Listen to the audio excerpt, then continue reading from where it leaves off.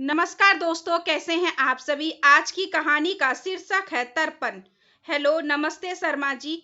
अरुणा बोल रही हूँ। कल के प्रोग्राम में आपको आना है, बस यही याद दिलाने के लिए फोन किया था। अच्छा, तो कल मुलाकात होगी। नमस्ते। फोन रखते ही उसने कहा, रमा, मैंने सबको कल आने का रिमाइंडर दे दिया है। मुझे नहीं लगता कोई छूटा होगा। एक बार लिस्ट देखकर तुम भी तसल्ली कर लो। नहीं, कोई भी नहीं बचा। सबको निमंत्रण दे दिए गए हैं। पति एवं बेटे को तो मैंने खुद ही फोन कर दिया था, रमा देवी ने जवाब दिया। पूरे शहर में चर्चा गर्म थी कि रमा देवी एक बहुत बड़ा आयोजन कर रही है। एक बड़े पार्क में कार्यक्रम रखा है और पूरे शहर को इसमें बुलाया है। किस कारण से यह आयोजन हो रहा है, इसे कोई नहीं जानता। खास बात तो यह है कि वो पितृपक्ष में इतना बड़ा आयोजन कर रही है।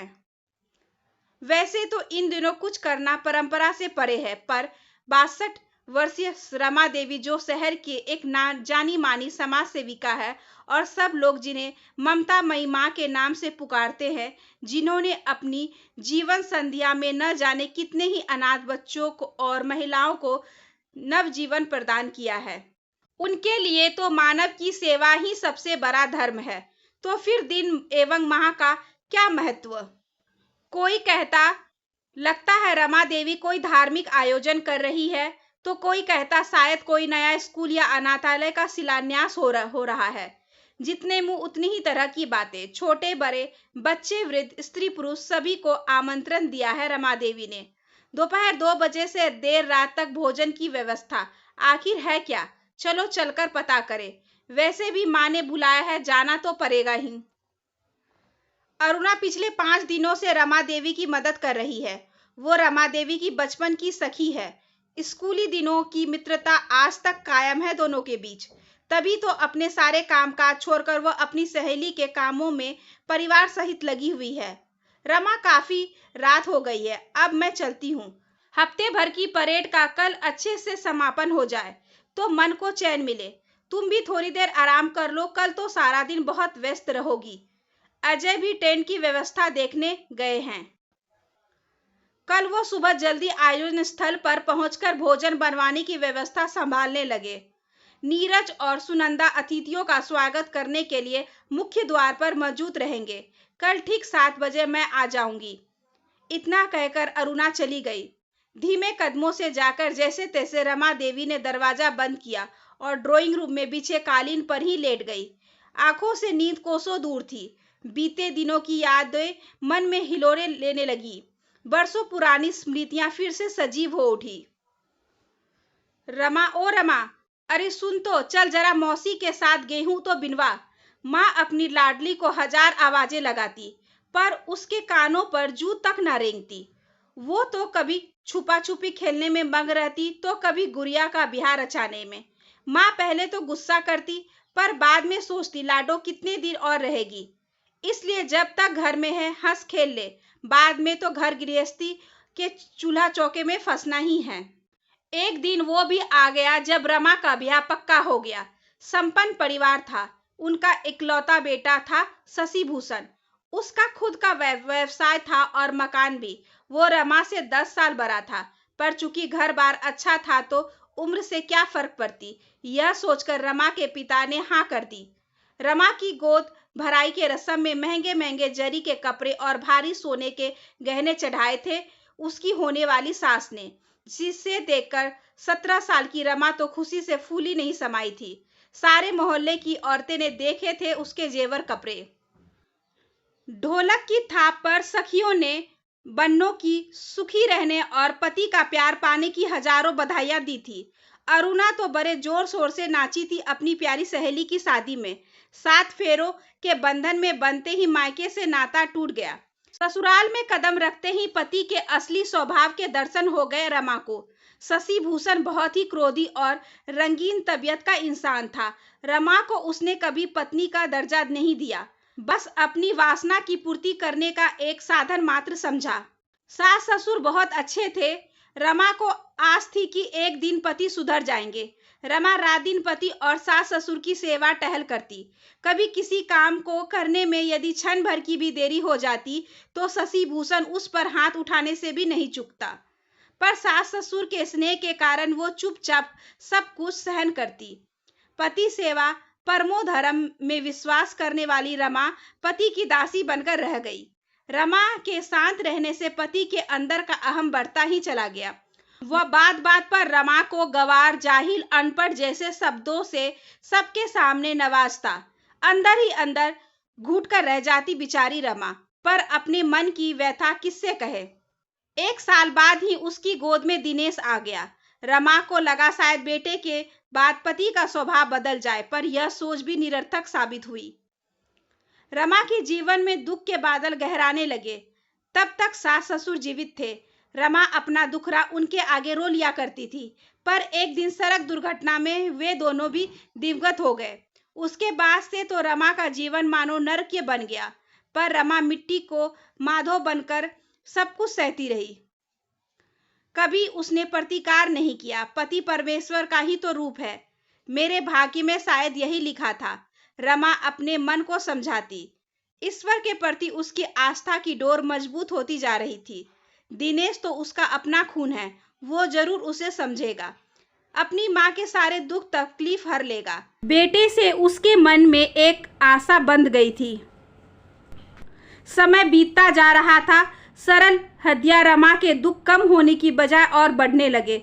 इकलौते सुपुत्र को तो आखिर पिता की विलासिता में भागीदार बनाना था। दुर्बल काया वाली माँ से उसे मिल ही क्या सकता था, इसलिए पिता को ही अपना सब कुछ माना था दिनेश ने। एक दिन शशि भूषण जब घर लौटा तो साथ में तन पर नाम मात्र के वस्त्र पहने एक काया भी साथ लाया, जिसे देखते ही रमा के पैरों तले जमन खिसक गई। रोने के सिवाय कुछ सूझता ही नहीं था। दिनेश उसकी अपनी कोख का, जाया भी उसका अपना नहीं था। पिता के साथ साथ वो भी उसके साथ हंस हंस कर बातें करता और माँ को ताने देता। अपने कमरे में जाकर वो भगवान के सामने चीख उठती, हे प्रभु, हे विधाता, तू इतना कठोर न बन, मेरी इतनी परीक्षा तो ना ले कि मैं अपने प्राण ही तेरे चरणों में अर्पण कर दूं। एक बेटे का सहारा बचा था, वो भी अब छीन चुका है। जगत पिता सबका पालनहार है, मेरी भी परेशानियों और दुखों का निवारण कर दे। जब घर में पति और बेटे के ताने हृदय को छलनी कर देते तो रमा मंदिर चली जाती। एक दिन जब वो मंदिर गई तो वहाँ उसे अपनी प्रिय सहेली अरुणा मिल गई। अरुणा ने जब अपनी सखी की दशा देखी तो उसकी आंखों से अश्रुधारा बह निकली। 37 साल की रमा दुख और कष्टों को सहते सहते 50 साल की दिखने लगी थी। रमा का हाथ पकड़कर अरुणा उसे अपने घर ले गई। घर में उसके पति अजय, उसकी सास शारदा देवी, बेटा नीरज और बेटी सुनंदा थी। बच्चे अपनी रमा मौसी को देखकर बहुत खुश हुए, क्योंकि उनकी माँ अक्सर रमा के बारे में बातें किया करती थी। शारदा देवी बहुत ही अच्छी महिला थी, उन्होंने रमा को अपनी बेटी बना लिया। अजय निजी कंपनी में मैनेजर थे और अरुणा टीचर थी। अरुणा ने रमा को बताया कि उसकी शादी होने के 1 साल बाद उसकी भी शादी हो गई। उस समय उसने रमा को शादी में आने के लिए 3-4 पत्र भी लिखे थे। शादी के दिन तक उसने अपनी सहेली के आने की बाट जोही थी, पर सब व्यर्थ। रमा किस तरह बताती कि जब उसने अरुणा की शादी में जाने की अनुमति शशि भूषण से मांगी थी तो उसे कितनी गालियां और कितनी मार खानी पड़ी थी। शादी के बाद अरुणा ने पढ़ाई जारी रखी। इसमें शारदा देवी ने उसकी बहुत सहायता की, जिसके कारण आज वो स्कूल में टीचर है। यहाँ वहाँ की बातें करके रमा घर वापस लौटने लगी तो अरुणा खुद उसे स्कूटर में छोड़ने आई। रमा के पति और बेटे के रंग ढंग को देखकर वो सारा माजरा समझ गई। एक दिन शशि भूषण ने अपनी आधुनिका प्रेयसी के कहने पर रमा को बाहर फेंक दिया, जैसे कि वे घर का कचरा हो। रमा बहुत गिड़गिड़ाई कि उसे एक कोने में पड़े रहने दो, पर उसकी बातों का उसके पति पर कोई असर नहीं हुआ। उस समय जब रमा को घसीटा जा रहा था, दिनेश आराम से डाइनिंग टेबल पर नाश्ते का लुत्फ उठा रहा था। उसने एक बार भी माँ की ओर नहीं देखा। गेट से टकराकर रमा का माथा लहूलुहान हो गया। मैले कुचैले उसके वस्त्र जगह जगह से फट गए। उसी हालत में वो अरुणा के घर पहुंची। उसकी दशा को देखकर शारदा देवी घबरा गई। उन्होंने फौरन अपने बेटे बहू के ऑफिस में फ़ोन किया और तुरंत घर आने को कहा। अरुणा एवं अजय तुरंत आए। रमा की दशा देखकर दोनों को भी बहुत दुख पहुंचा। अजय ने डॉक्टर को बुलवाया और रमा की मरहम पट्टी करवाई।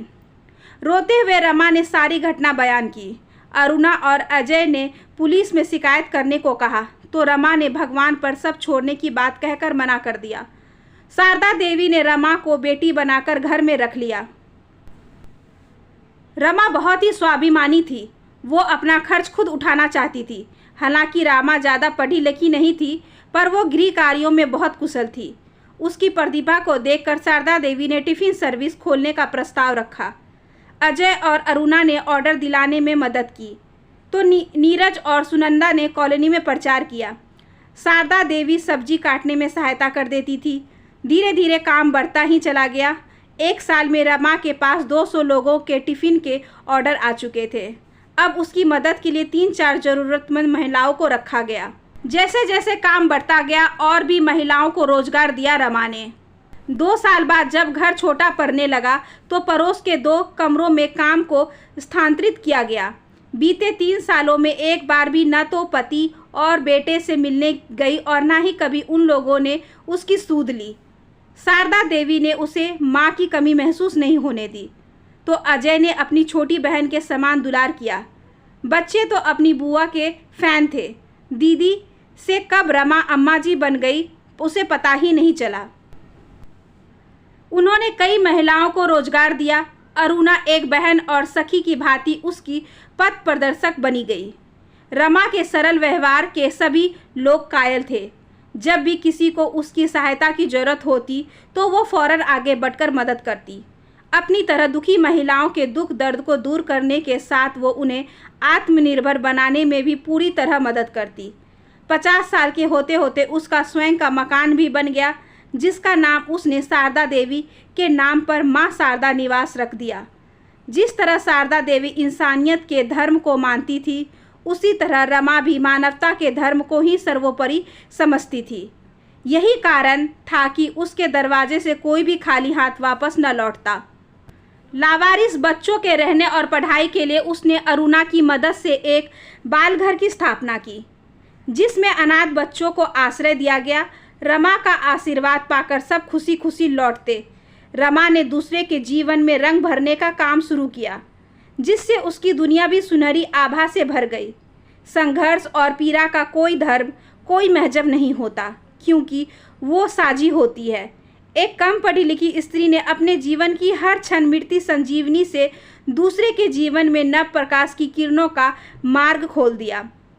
उनके मानवता के प्रति समर्पण के लिए उन्हें राष्ट्र पुरस्कार से भी सम्मानित किया गया, जिसकी राशि से रमा ने गरीब बच्चों के लिए हायर सेकेंडरी स्कूल की स्थापना की, जिसमें गरीब बच्चों को निःशुल्क शिक्षा दी जाती थी।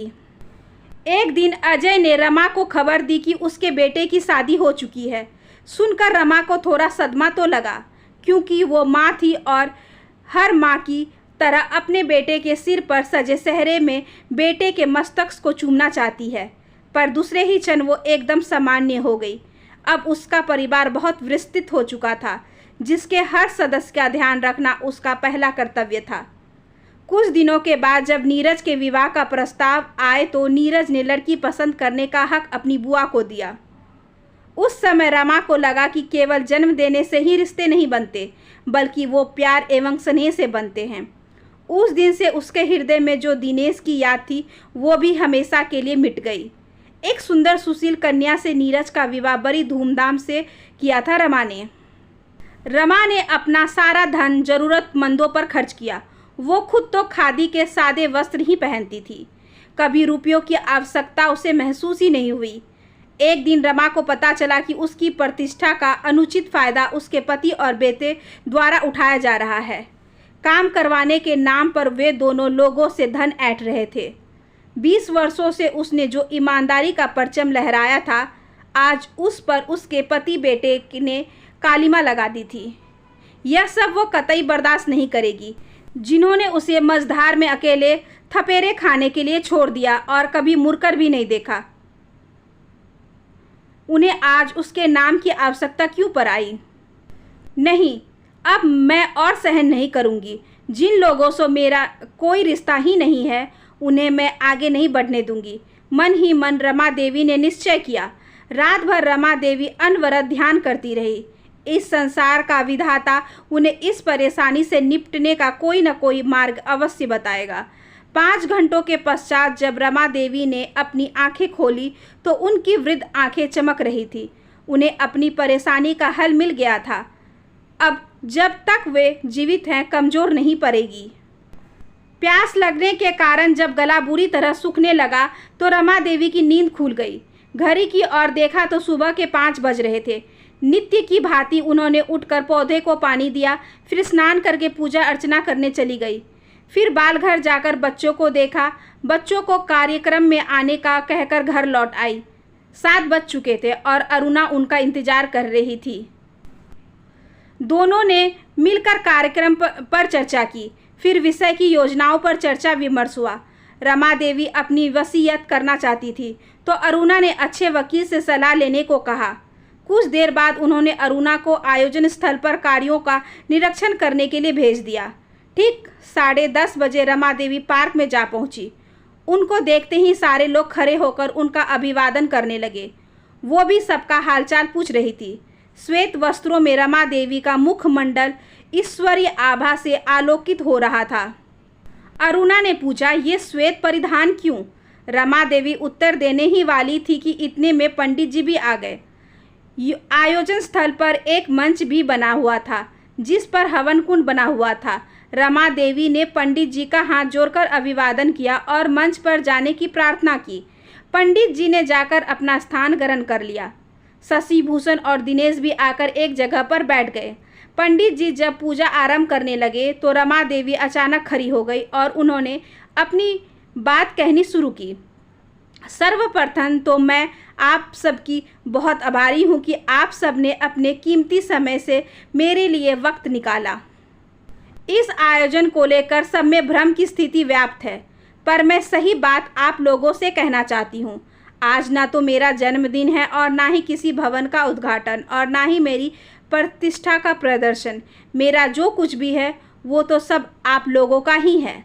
अब मेरे लिए मानवता से बढ़कर कोई चीज़ नहीं है, लेकिन कुछ भूली बिसरी यादों ने मेरे जीवन में उथल पुथल मचा दी है, जिसके कारण मुझे बहुत ही वेदना हो रही है। आज इस वेदना का मैं अंत कर रही हूँ, जिसके साक्षी आप सब आज बनेंगे। ऐसे रिश्ते का विसर्जन करने के लिए पितृपक्ष से अच्छा अवसर कहाँ हो सकता है। आज मैं अपने पति और बेटे के रिश्ते का तर्पण करती हूँ। इतना कहकर रमा देवी पूजा में भाग लेने लगी और उपस्थित जन समुदाय उनकी प्रशंसा करने लगा। जैसे ही पूजा समाप्त हुई सब लोग भोजन का आनंद लेने लगे, सिवाय 2 लोगों के जो पैर पीटते हुए और रमा देवी को कोसते हुए आयोजन स्थल से बाहर चले गए। आज रमा देवी बेईमानी रिश्तों के बोझ से हमेशा हमेशा के लिए मुक्ति पा चुकी थी। उनकी आज़ादी के क्षणों में उनकी खुशी बांटने के लिए अरुणा उनके साथ थी। आशा करती हूँ कि आज की ये छोटी सी कहानी आपको अच्छी लगी होगी। अगर अच्छी लगी हो तो please like share and subscribe करें हमारे चैनल को, ज़्यादा से ज़्यादा शेयर करें और बेल आइकन को ज़रूर प्रेस कर लें ताकि अगली वीडियोस की नोटिफिकेशन आपके पास सबसे पहले पहुँचे। धन्यवाद।